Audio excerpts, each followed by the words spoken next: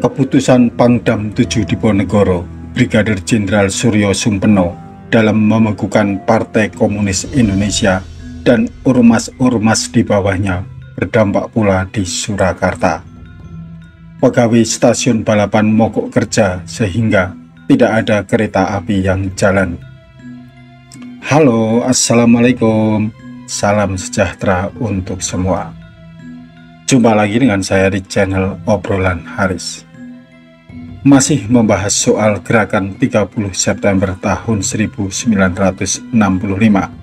Tetapi ini yang terjadi di Surakarta atau Solo di Provinsi Jawa Tengah. Ketika Kodam 7 Diponegoro dikuasai oleh PKI, Pangkostrat Majen Soeharto mengirim 5 batalion resimen para komando Angkatan Darat atau RPKAD. Ini berganti nama menjadi Kopassus atau Komando Pasukan Khusus untuk membantu memulihkan keadaan di Jawa Tengah. 5 batalion itu tiba di Semarang pada 18 Oktober. Lalu pasukan disebar ke sejumlah lokasi. RPKAD masuk ke Surakarta pada 22 Oktober tahun 1965. Sebenarnya, kehidupan di kota Surakarta berjalan normal, terutama di desa. Konflik-konflik di desa tidak pernah terjadi, baik sebelum maupun sesudah peristiwa G30S di Jakarta. Hanya mulai 9 Oktober tahun 1965, di daerah kota-kota terjadi kenaikan harga pangan dan pakaian secara cepat. Harga beras yang semula Rp350 per liter dalam waktu sepekan berubah menjadi Rp900 hingga Rp1.000 per liter. Harga jagung juga mengalami kenaikan dari Rp175 per kilo menjadi Rp500 per kilogram. Kenaikan harga kebutuhan hidup tersebut dilakukan oleh kaum spekulan yang menginginkan keuntungan besar dari keadaan yang tidak stabil. Kekuatan pendukung G30S di Surakarta mulai tanggal 3 Oktober pada umumnya bersifat tersembunyi. Mereka menyiapkan kekuatan fisik dan juga senjata. Selain itu juga akan merebut tempat-tempat vital untuk dikuasai. Rencana dan persiapan tersebut berjalan hingga tanggal 20 Oktober tahun 1965 karena pada tanggal 21 Oktober rencana dan persiapan tersebut dapat diketahui oleh aparat.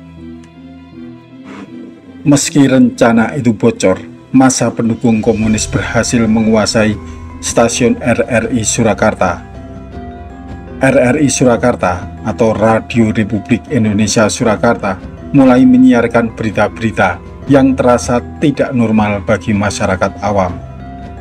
Walaupun begitu, para anggota PKI dalam menguasai gedung RRI Kota Surakarta tidak memanfaatkan secara optimal. Berita yang disiarkan di RRI Jakarta tidak dirilai di RRI Surakarta. Selain itu, usaha penguasaan gedung RRI Surakarta oleh para pendukung G30S hanya berlangsung sebentar karena pasukan RPKAD tiba di Surakarta pada 22 Oktober. Komandan RPKAD Kolonel Sarwo Edi menggambarkan situasi di Solo yang mencekam. Terjadi penculikan yang dilakukan oleh pemuda rakyat terhadap masyarakat golongan nasionalis agama. Selain itu juga terdapat beberapa pembunuhan dan pembakaran pabrik, serta perusakan saluran telepon. Beberapa jalan besar di kota Surakarta dipasangi rintangan-rintangan. Sarwo Edi dan pasukannya langsung menuju pos militer daerah yang telah disediakan. Kedatangan Sarwo Edi dan pasukan RPKAD disambut gembira oleh masyarakat anti-PKI. Sebelum RPKAD datang, mereka sudah menyusun kekuatan di masing-masing kampungnya untuk melawan pendukung G30S. Di samping itu, mereka selalu memberikan informasi-informasi kepada ABRI tentang rencana-rencana dan persiapan-persiapan G30S. Masyarakat golongan nasionalis dan agama membentuk pertahanan rakyat di setiap kampung dan hansip di setiap perusahaan. RPKAD kemudian memberikan latihan bela diri untuk masyarakat agar bisa membantu dalam usaha pembersihan oknum-oknum G30S yang berada dalam instansi-instansi dan lembaga-lembaga pemerintahan atau pendidikan. Selain itu, juga mereka dapat ditempatkan di kampung masing-masing dengan didampingi beberapa pasukan RPKAD dan ABRI dalam operasi pengejaran dan penangkapan para pendukung G30S. Pelatihan militer tersebut berdampak pada aksi masyarakat anti-komunis yang dipimpin GPTP atau Gerakan Pelaksana Cita-Cita Proklamasi, mengambil alih dan mengamankan proyek-proyek dari G30S seperti gedung balai kota. Akibat masa anti-komunis berhasil menguasai bangunan-bangunan vital yang sebelumnya digunakan masa komunis, maka operasi pengejaran dan penangkapan menjadi lebih cepat.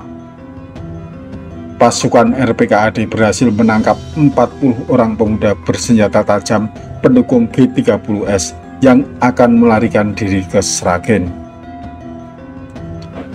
Pemogokan pendukung G30S juga terjadi di Surakarta mulai 21 Oktober karena keputusan Brigadir Jenderal Suryo Sumpeno dalam membekukan PKI dan ormas-ormas di bawahnya. Dimulai dengan pemogokan pegawai jawatan kereta api yang tergabung dalam Serikat Buruh Kereta Api Balapan Solo, yang mengakibatkan kereta api jurusan Solo-Semarang, Solo-Jakarta, dan Solo-Surabaya tidak ada yang jalan. Menghadapi pemogokan ini, Sarwo Edi bersama pasukannya langsung menuju stasiun Balapan Solo.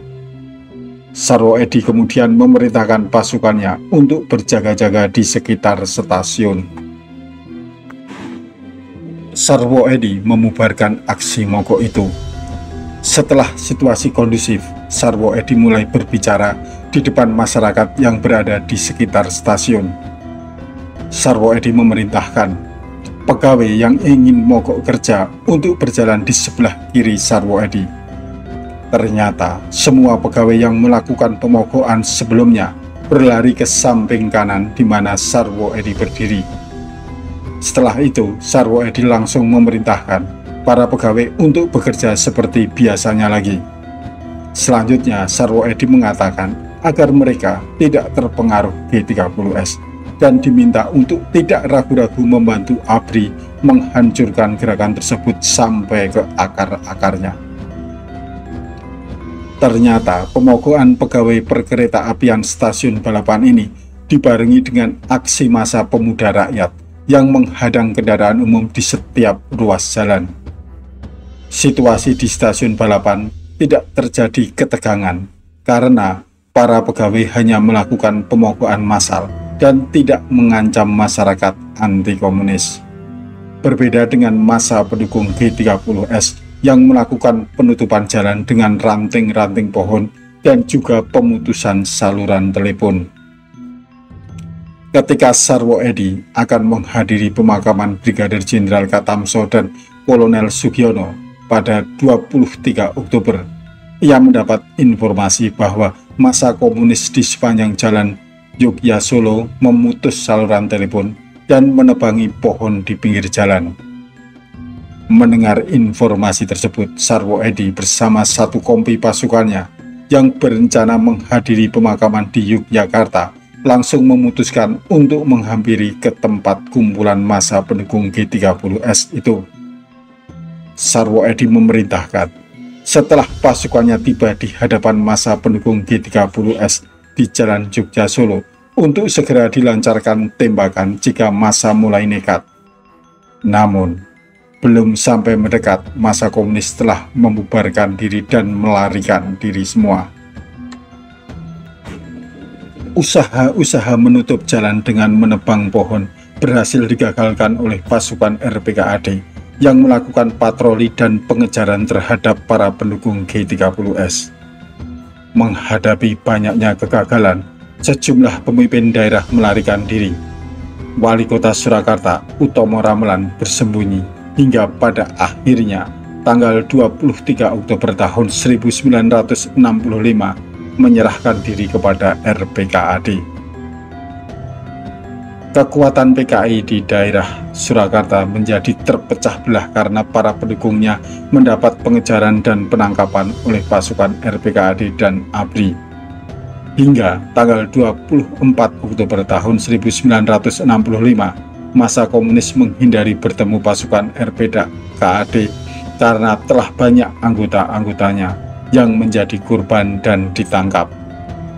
Pengejaran dan penangkapan massa komunis dilanjutkan ke pelosok-pelosok kampung di Surakarta.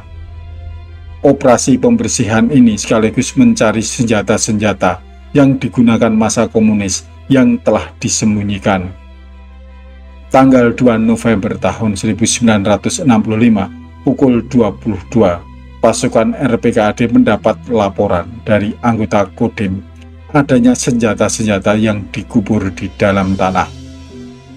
Adapun senjata-senjata hasil galian yang dapat dilihat adalah satu brand dengan 6 laras cadangan, 1 stand, 22 pistol Colt, 5 senjata panjang, 5 senjata panjang, 18 magazine brand, 20 granat, dan beberapa peluru. Selanjutnya, berbagai macam senjata yang berhasil ditemukan tersebut segera diamankan di tempat pos Batalion 1 RPKAD. Masuknya RPKAD ke Solo dan operasi kilat yang digelar pasukan tersebut membuat massa pendukung G30S tak berkutik.